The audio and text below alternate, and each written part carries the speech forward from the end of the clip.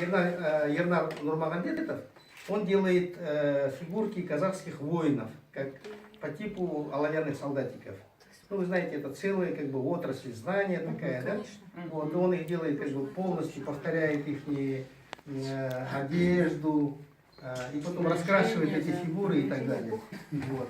Поэтому, Амангельда ага, можно я вас приглашу сюда? Я хотел бы вам вручить вот эту Ернара Нурмагомедова фигурку. Малахай. Видите, қазақтың жауынгері в Малахае, он раскрашен. Не потомок того художника знаменитого Нурмагомедова. Я же за техник не знаю. Такой же вот, Риман, сюда. Значит, такая же фигурка казахского батыра. Видите, да, что казахский батыр? Ну, айбалта деген білесіздер ғой? Это как томагавк у идейцев. Но не раскрашенный.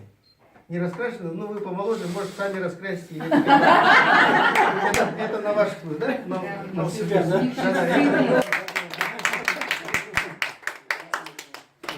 Мынау Омбы қаласында, бұл енді руна емес, Омбы деген жазуы бар. Сол бір жаңағы бұл қабырғаның біреуіне іліп қойсаңыз. Обязательно. Орамал тон болмайды, жол болады деген сияқты ғой енді. Орамал тон болмайды. Жол болады.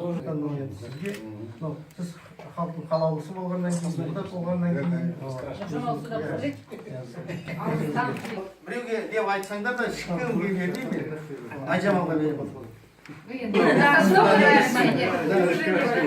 Бұл қазақтың киіз үйі, мынаның несі құжаты бар. Бұл жерде мынау киіз үйдің сүйектері пластмассадан жасалған, ағаштан емес. Киіз үйдің нелер жабдықтары, Кигіздері бар. бәрі мынау киізден жасалған. Ты будешь снимать потом. Марина,